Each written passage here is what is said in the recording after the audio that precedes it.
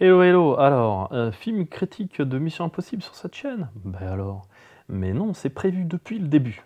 Cinéma et littérature, c'est-à-dire le lien entre le cinéma et la littérature, et surtout évidemment par les livres adaptés au cinéma, mais aussi ce que j'ai prévu depuis le début, par exemple, critique ou analyse d'un livre, de plusieurs livres par un même auteur, ou critique cinéma quand ça me prend. Bon voilà, alors donc, là, je suis allé voir Mission Impossible, je tenais à le voir, c'est la bande-annonce donnait envie.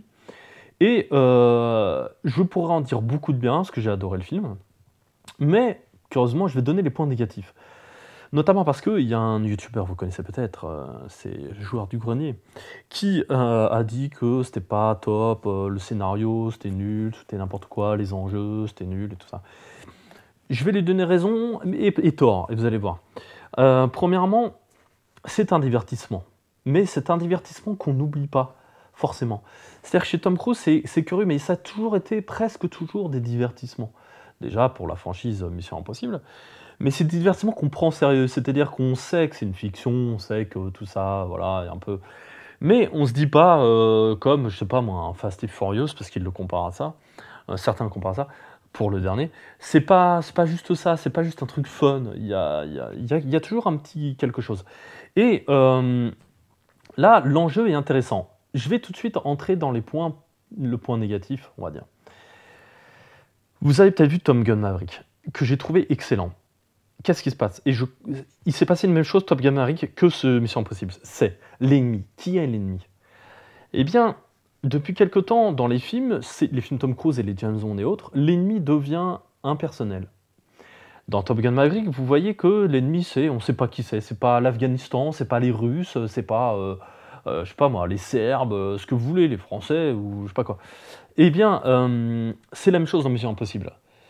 Ça commence avec ce petit truc marrant, donc dans un sous-marin russe, où c'est un peu désuet, et pas gênant, mais c'est un peu désuet. Vous avez des Russes qui parlent anglais, donc français dans la version française, avec l'accent russe. Ça fait très années 90, donc on s'y fait, bon. Pourquoi pas, dans Valkyrie avec Tom Cruise, il commençait en donnant deux trois phrases allemandes, en allemand, et une transition douce en anglais, voilà, pour faire comprendre qu'on est dans l'ambiance allemande. Et c'est une sorte de, c'était un petite convention pour le spectateur, et ça marche très bien, c'est une très bonne idée. Vaut mieux ça qu'un accent allemand, voilà. Et donc c'est très bizarre. Et ensuite, le choix, donc vous voyez que les Russes, en fin de compte, ne sont pas les ennemis, ils sont victimes eux aussi de cette intelligence artificielle et tout ça. Et en fait, enjeu qu'on comprend depuis le début. Et en fait, dans Top Gun, c'était la même chose, c'est l'ennemi, on sait pas trop qui c'est, on va tous se liguer parce que, etc. Vous savez pourquoi? Je vais donner un argument. Le même argument que le woke de Disney. C'est des questions financières. C'est-à-dire que le marché est tellement mondial que la Chine devient aussi un peu un marché, on tente de plus en plus, qu'en fin de compte, on ne veut pas se mettre à dos aucun pays, et que pour les finances, bah voilà.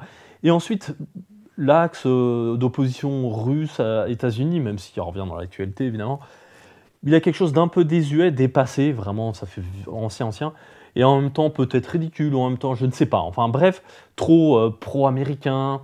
Et le cinéma américain, si après les attentats, il a changé un peu, mais il a mis un petit moment, il a compris qu'en fait, le public américain, mais surtout européen et asiatique, il aimait bien l'imaginaire américain, qu'il faut conserver, mais pas, voilà, on est là avec notre drapeau, on est les plus beaux, les meilleurs, et le monde entier n'existe pas.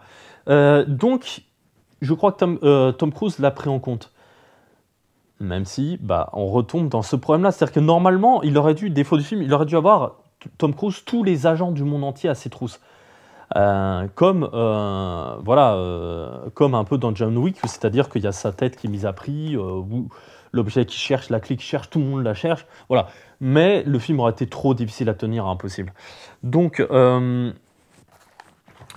moment-là, bon, c'est sûr, on laisse tomber cette option d'avoir le monde entier contre lui.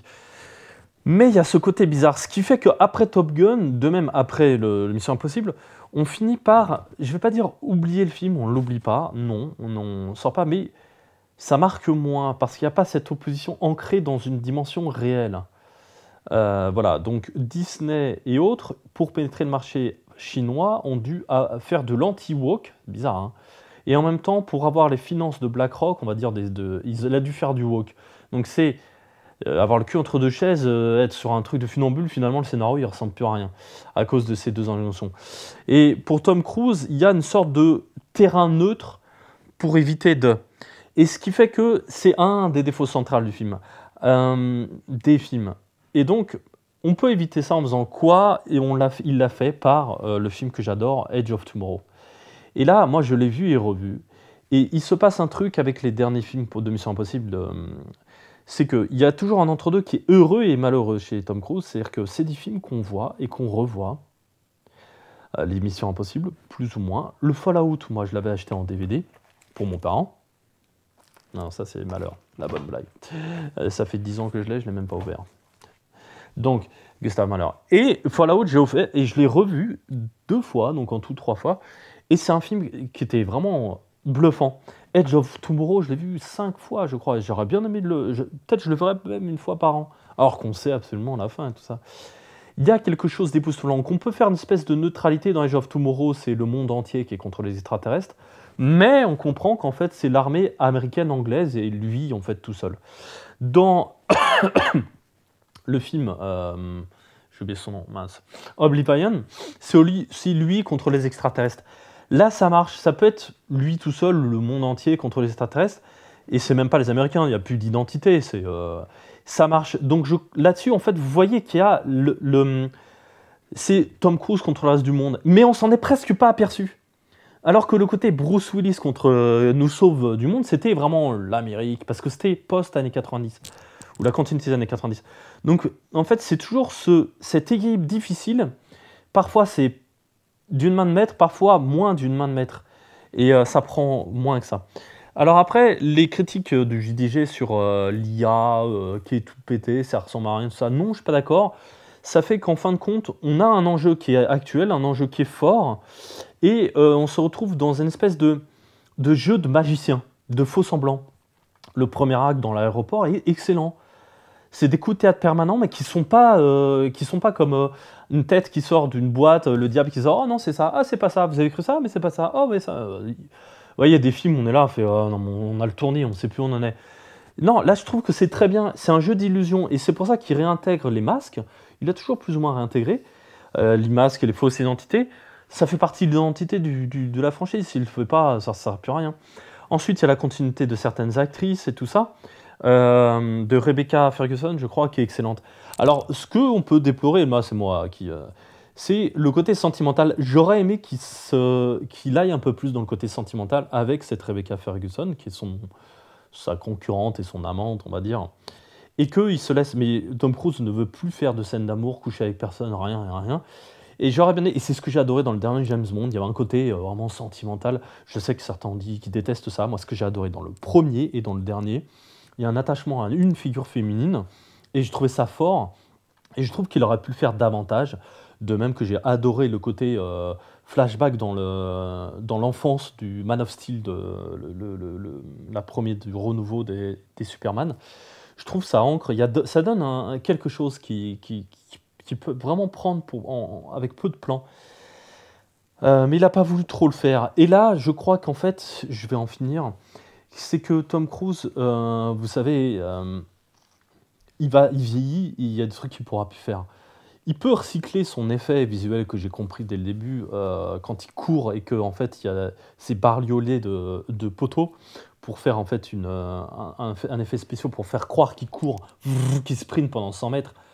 Il faut une scène de sprint dans chacun de ces films, c'est aussi ça marque. Mais ça, c'est presque un clin d'œil qu'on aime, un clin d'œil de fan club, et je trouve ça très heureux. Et il est dans la scène en question, et vraiment, il court pour sa vie, il court pour la vie de sa femme, entre guillemets, et tout ça. C'est prenant, je trouve que c'est vraiment... On est là avec lui, ça marche vraiment, il y a vraiment quelque chose. Et ça a un sens, mais c'est toujours ce truc, cet effet spécial qui est recyclé. Et vous savez, il y a les masques aussi, quand ils sont utilisés, mais il y aura un masque, et je crois que Tom Cruise, s'il pouvait signer pour être le premier à faire du deepfake, c'est-à-dire d'intégrer un visage numérique, il le ferait. Je crois qu'il a une espèce d'hubris d'éternité, d'immortalité chez Tom Cruise, et je crois qu'il serait le premier à signer pour que on puisse produire des films avec son visage, même quand il sera mort, tout ça. Voilà, alors bon, peut-être qu'il le fera pas parce qu'il voudra toujours être aux manettes du A à Z et faire confiance juste à. Là, en fait, il fait confiance à 3 personnes. Il est entouré de 10 personnes, c'est comme Macron, c'est comme. Voilà, il a son système, ses réalisateurs, ses scénaristes, et il bouge pas de son truc. Je peux comprendre, il avait pris quelques risques en faisant des pas de côté avec un autre film, un rocker ou La Momie, tout ça n'a pas marché. Et voilà, mais je crois que moi, pour le coup, je suis persuadé d'une chose, c'est qu'il doit maintenant finir au sommet avec un scénario excellent, un film Mission Impossible excellent. Peut-être revenir pour un dernier où il soit vraiment vieux et que ça change complètement. Les fans se disent, mais c'est quoi il court plus, il court plus dans tous les sens, il fait plus de cascades. Il passe à un autre truc parce que c'est lui qui a la main, c'est lui qui est le maître, c'est lui qui est vraiment le dieu créateur de ce monde. Et quitte à ce que ça coûte moins cher, que ça rapporte moins, mais cette espèce de moment de liberté, c'est lui qui décide. Et ça sera salué par un fan club. On verra que c'est lui qui le fera. C'est lui qui dira je fais autre chose avec mon bébé, je ne casse pas le jouet, j'en fais autre chose, on passe à une autre période. Et surtout qu'ils se disent je passe à une période pour Mission Impossible, j'en fais peut-être un ou deux derniers. Je passe la main ou je finis la franchise comme, je sais pas, comme Tintin. Tintin qui passe pas la main et voilà, il rentre dans l'histoire en ayant Tintin. Et qui fasse Tom Cruise d'autres films comme La Firme, comme peut-être Edge of Tomorrow, bon il faut de l'action quand même, sûrement. Voilà, comme Rain Man et tout ça, et qui passe à un autre. Voilà. Pour ça, il doit arrêter la chirurgie et se laisser vieillir si c'est possible. Le problème, quand on a fait de la chirurgie, il en a fait. Il y a des gens qui imaginent qu'il n'en a pas fait. Il en a fait beaucoup, beaucoup. Le problème, c'est qu'au bout d'un moment, ça déborde trop de visage, ça se voit. Pour Oblivion, c'était encore bon. Là, il y a du retouche numérique, j'en suis sûr à 100%. Mais là, son visage commence à un peu dégouliner. Il a 60 ans. Et donc, il doit se laisser vieillir. Il doit se laisser un peu sans les dire.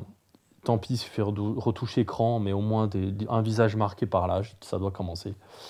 Et là, je crois que ça pourrait être intéressant. Il fera d'autres films et on pourra le rejoindre parce que ça reste un acteur exceptionnel qui, qui est vraiment qui est une des grandes stars d'Hollywood, qui peut, comme Clint Eastwood, faire à sa façon, mais être toujours dans la mythologie Hollywood.